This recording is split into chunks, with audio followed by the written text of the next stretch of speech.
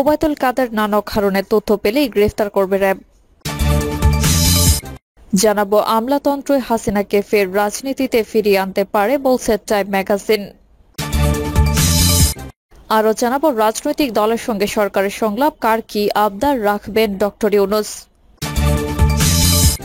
এবং সর্বশেষ জানাবো তারেক রহমানের সব মামলা আইনিভাবে মোকাবেলা করা হবে বললেন কায়সার কামাল। এতক্ষণ শুনলেন সংবাদ শিরোনাম, এবারে বিস্তারিত। ওবায়দুল কাদের নানক হারুনের তথ্য পেলেই গ্রেফতার করবে র্যাব। ছাত্র জনতার গণ অভ্যুত্থানের মুখে আওয়ামী লীগ সরকারের পতনের পর দেশে ছেড়ে পালিয়েছেন দলটির অনেক নেতাকর্মী, এমনকি সাবেক সরকারপন্থী সরকারি কর্মকর্তারা। কেউ বা দেশে আত্মগোপনে রয়েছেন, আবার অনেকে গ্রেফতার করেছে আইন শৃঙ্খলা বাহিনী। তবে এখনো অধরা আওয়ামী লীগের সাধারণ সম্পাদক ওবায়দুল কাদের, দলটির সভাপতি মণ্ডলীর সদস্য জাহাঙ্গীর কবির নানক ও আলোচিত সাবেক ডিবি প্রধান হারুনুর রশিদ। তারা পালিয়ে গেছেন নাকি দেশে আত্মগোপনে রয়েছেন তা এখনো নিশ্চিত নয়। তাদের বিষয়ে তথ্য পেলেই গ্রেফতার করা হবে বলে জানিয়েছেন rapid action battalion. Obaidul Quader, Jahangir Kabir Nanak ও হারুনুর রশিদের মতো বিতর্কিতদের র্যাব কেন এখনো গ্রেফতার করতে পারছে না, এই প্রশ্নের জবাবে তিনি বলেন, তাদের বিষয়ে আমাদের কাজ চলছে, তথ্য পেলেই গ্রেফতার করা হবে। বৈষম্য বিরোধী ছাত্র আন্দোলনে গণহত্যায় জড়িতদের গ্রেফতারে র্যাবের ভূমিকা জানতে চাইলে লেফটেন্যান্ট কর্নেল মুনিম ফেরদৌস বলেন, বৈষম্য বিরোধী ছাত্র আন্দোলনের ৫ আগস্টের পরে এখন পর্যন্ত র্যাব ১,০৭০ জনকে গ্রেফতার করেছে। এর মধ্যে রয়েছেন বিগত সরকারের উচ্চ পর্যায়ের ৩৯ জন, পাশাপাশি অস্ত্র হাতে ছাত্র জনতার উপর গুলির ঘটনায় ১৫ জনকে গ্রেফতার করা হয়েছে, যাদের ভিডিও সামাজিক যোগাযোগ মাধ্যমে ছড়িয়ে পড়েছিল। তিনি বলেন, র্যাব নেতৃত্ব স্থানীয় রাজনৈতিক নেতা থেকে শুরু করে উচ্চ পর্যায়ের অনেককে গ্রেফতার করেছে। এছাড়া বিপুল অস্ত্র ও গোলা বারুদ উদ্ধার করেছে। কেউ যদি কোনো তথ্য পান তাহলে র্যাবকে দিলে অবশ্যই ব্যবস্থা নেওয়া হবে। র্যাব সব সময় সাধারণ মানুষের পাশে আছে। পুলিশের ৯০ জনের বেশি কর্মকর্তা এজাহারভুক্ত আসামি। র্যাবের কোনো সদস্যকে আসামি করা হয়েছে কিনা এই প্রশ্নের জবাবে র্যাব কর্মকর্তা বলেন, র্যাবের কোনো সদস্য পালিয়ে যাননি। অন্যান্য বাহিনীতে হলেও র্যাবের কোনো সদস্য কর্মবিরতিতে যাননি। তিনি বলেন, ৮টি বাহিনী থেকে র্যাবে সদস্য আসে। র্যাবের ১০,০০০ সদস্যের মধ্যে প্রায় ৪৪% পুলিশ বাহিনী থেকে আসে। কিন্তু র্যাবে কোনো সমস্যা ছিল না। ছাত্র জনতার উপর র্যাব কখনোই মরণাস্ত্র ব্যবহার বা গুলি ব্যবহার করেনি।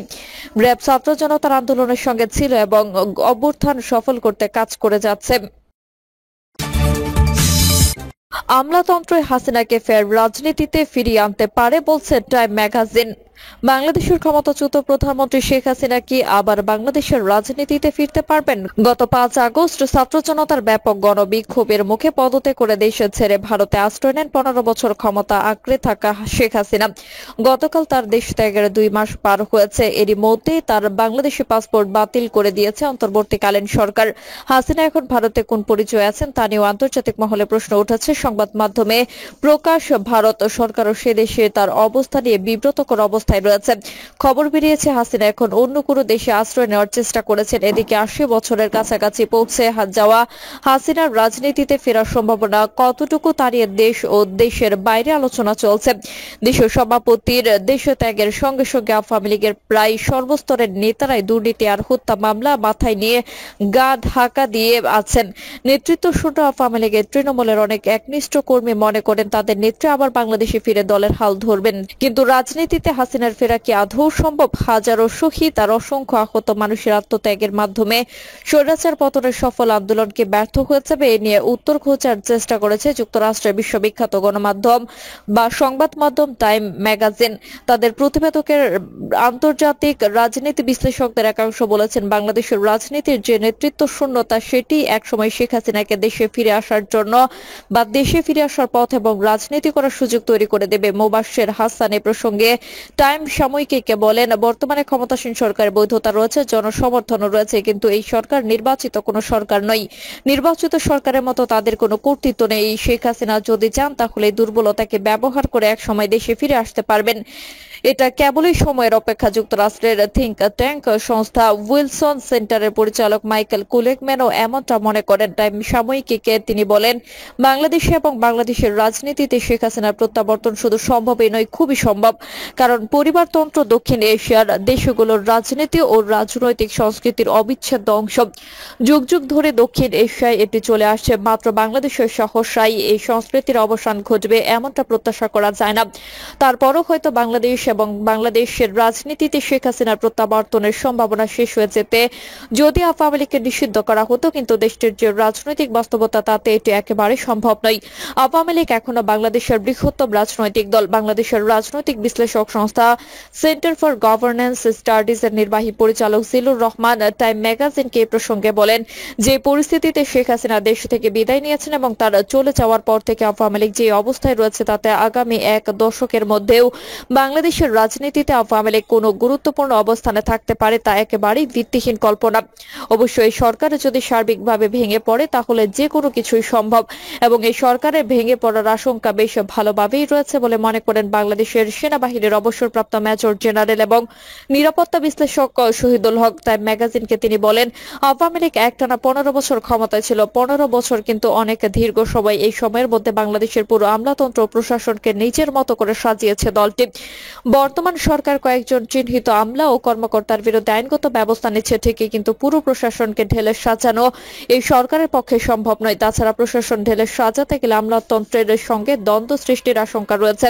তাই অন্তর্বর্তী সরকার পারতপক্ষে কোনোভাবেই ঝুঁকি নিতে চাইবে না। আর এই প্রশাসন এবং আমলাতন্ত্রই আওয়ামী লীগ এবং শেখ হাসিনাকে ফের বাংলাদেশের রাজনীতিতে ফিরিয়ে আনবে। তবে ইতিমধ্যে বাংলাদেশের রাজনৈতিক সচেতন মহল বিষয়টা বুঝতে পেরে নড়ে চড়ে বসার চেষ্টা করেছেন। রাজনৈতিক মহল দাবি তুলেছে, হাসিনা সরকারের সুবিধাভোগীদের প্রশাসন থেকে দ্রুত সরিয়ে বঞ্চিত ও সৎ লোকদের গুরুত্বপূর্ণ পদগুলোতে বসানো হোক। সরকার ও প্রশাসনের সংস্কারের জন্য উদ্যোগ নিয়েছে, তবে তার ফল পেতে কিছুটা সময় লাগবে বলে সংশ্লিষ্টদের ধারণা। শেখ হাসিনা দেশে ত্যাগের পর তাৎক্ষণিক এক প্রতিক্রিয়ায় তার ছেলে সজীব ওয়াজেদ জয় বলেছিলেন যে তার মা আর রাজনীতিতে ফিরবেন না। পরে অবশ্য তা প্রত্যাহার করে নিয়েছেন তিনি। সম্প্রতি গুঞ্জন উঠেছে যে শেখ হাসিনার অনুপস্থিতিতে তিনি জয় দলের হাল ধরবেন। তিনি সত্যি এ ব্যাপারে কোনো সিদ্ধান্ত নিয়েছেন কিনা জানতে চাইলে টাইম ম্যাগাজিনকে জয় বলেন, আমার কখনোই রাজনৈতিক উচ্চাকাঙ্ক্ষা ছিল না, কিন্তু বর্তমানে যে পরিস্থিতি তাতে ভবিষ্যতে কি হয় তা কে বলতে পারে। আমি এখনো কোনো চূড়ান্ত সিদ্ধান্ত নেইনি। তবে জয় যদি রাজনীতিতে যোগ দেওয়ার সিদ্ধান্ত নেয় তাহলে এই মুহূর্তে সেটি সঠিক সিদ্ধান্ত হবে কিনা তা নিয়ে সংশয় প্রকাশ করেছেন ভারতের রাজনৈতিক বিশ্লেষক এবং বাংলাদেশের বিশেষজ্ঞ মীনাক্ষী গাঙ্গুলি। টাইম সাময়িকীকে মীনাক্ষী এ প্রসঙ্গে বলেছেন, আওয়ামী লীগের সবচেয়ে বড় দুর্বলতা হচ্ছে দলটির রাজনৈতিক চিন্তা চেতনার পুরোটা জুড়েই রয়েছেন শেখ হাসিনা। তার বঙ্গবন্ধু কন্যার বাইরে অন্য কাউকে দলীয় প্রধান বা সরকার প্রধানের পদে দেখতে প্রস্তুত নয়। আওয়ামী লীগ যদি তার ভুলগুলো স্বীকার করে দলের অভ্যন্তরে গণতান্ত্রিক চর্চা বৃদ্ধি করে এবং নিজেকে একটি সত্যিকার গণতান্ত্রিক রাজনৈতিক দল হিসেবে পুনর্গঠনের কাজ শুরু করে, কেবল তাহলেই বর্তমান সংকট থেকে দলটির উত্তরণ সম্ভব। রাজনৈতিক দলের সঙ্গে সরকারের সংলাপ কার কি আবদার রাখবেন ডক্টর ইউনূস। অন্তর্বর্তী সরকারের প্রধান উপদেষ্টা ডক্টর মোহাম্মদ ইউনূস দেশের রাজনৈতিক দলগুলোর সঙ্গে শনিবার তৃতীয় দফায় সংলাপ করেছেন। রাজনৈতিক দলগুলোর পক্ষ থেকে অন্তর্বর্তী সরকারকে দেওয়া হচ্ছে বেশ কিছু প্রস্তাব। ডক্টর ইউনূসের কাছে কিছু আবদারও রেখেছেন তারা। সংলাপে কেউ প্রস্তাব দিয়েছেন নানামুখী সংস্কারের, আবার কেউ প্রস্তাব দিয়েছেন কেবল নির্বাচন ব্যবস্থা সংস্কারের। কেউ নির্বাচনের রোডম্যাপও জানতে চেয়েছেন। এর বাইরে বিগত সরকারের মিথ্যা মামলা, গায়েবী মামলা, রাজনৈতিক উদ্দেশ্য সাজানো মামলা প্রত্যাহারের নীতিগত সিদ্ধান্ত ঘোষণা ও প্রত্যাহারের প্রয়োজনীয় ব্যবস্থা নিতে সরকারের কাছে আবদার করেছেন অনেকে। সংলাপের রাজনৈতিক দলগুলোর এত প্রস্তাব ও আবদার দেখে প্রশ্ন উঠেছে, কার কোন আবদার রাখবে ইউনূস সরকার। সংলাপ শেষে শনিবার রাতে রাজধানী ফরেন সার্ভিস একাডেমিতে সংবাদ সম্মেলন করেন প্রধান উপদেষ্টার প্রেস সচিব শফিকুল আলম ও বিশেষ সহকারী মাহফুজ আলম। রাজনৈতিক দলগুলোর সঙ্গে সংলাপের বিষয়বস্তু তুলে ধরে প্রধান উপদেষ্টার বিশেষ সহকারী মাহফুজ আলম বলেন, তৃতীয় দফার রাজনৈতিক দলগুলোর সঙ্গে আলোচনায় প্রথম পর্ব আজ অনুষ্ঠিত হয়েছে, যেখানে বিএনপি, জামাত ইসলামী আন্দোলন, হেফাজত, বাম গণতান্ত্রিক জোট এবং বাম গণতন্ত্র মঞ্চ, Bangladesh communist party, AB party, গণ অধিকার পরিষদের দুটি ধারা অংশ নিয়েছে। সবার সঙ্গে আলোচনা হয়েছে। নির্বাচনের রোডম্যাপ নিয়ে কথা এসেছে উল্লেখ করে তিনি বলেন, সবগুলো বিষয়ে মূলত আলোচনা হয়েছে। কমিশনগুলোর প্রস্তাবের ভিত্তিতে কিভাবে রাষ্ট্রের সংস্কার কার্যক্রমকে ঢেলে সাজানো হবে এবং সেটার সমান্তরাল ভাবে কিভাবে নির্বাচনী কার্যক্রম বা প্রস্তুতি চলমান থাকবে সেই সব নিয়ে আলোচনা আবর্তিত হয়েছে। প্রধান উপদেষ্টার সঙ্গে সংলাপ শেষে বিএনপির মহাসচিব মির্জা ফখরুল ইসলাম আলমগীর সাংবাদিকদের বলেন, আমরা বলেছি নির্বাচন কমিশন নিয়োগ আইন স্থগিত করে প্রধান রাজনৈতিক দলগুলোর ঐকমত্যের ভিত্তিতে অবিলম্বে নতুন নির্বাচন কমিশন গঠন করতে হবে। নির্বাচন কমিশন করতে হবে, তার একটি রোডম্যাপ দিতে হবে বলেছি আমরা। এছাড়া সাবেক প্রধানমন্ত্রী শেখ হাসিনা ভারতে অবস্থান সহ বেশ কিছু বিষয়ে উদ্বেগ নিরসনের জরুরি পদক্ষেপ চেয়ে অন্তর্বর্তীকালীন সরকারের কাছে কিছু প্রস্তাব দিয়েছেন বিএনপির মহাসচিব। তিনি বলেন, মাস দিনকাল নিয়ে আমি কথা বলি না। ওনারা বলেছেন নির্বাচন অনুষ্ঠান তাদের 1 নম্বর প্রায়োরিটি। তারা সবকিছু দেখেছেন। আমাদের দাবিগুলো জনগণের, আমাদের দাবিগুলো তাদেরও দাবি। আমরা নির্বাচন সম্পর্কিত বিষয় আলোচনা করেছি, নির্বাচন ও নির্বাচন ব্যবস্থা সংস্কার নিয়ে আলোচনা করেছি, আমাদের মতামত দিয়ে এসেছি। প্রিয় দর্শক, এই ছিল এখনকার সর্বশেষ সংবাদ আপডেট। সব সংবাদ পেতে চ্যানেলটি সাবস্ক্রাইব করে বেল আইকনটি ক্লিক করে রাখুন।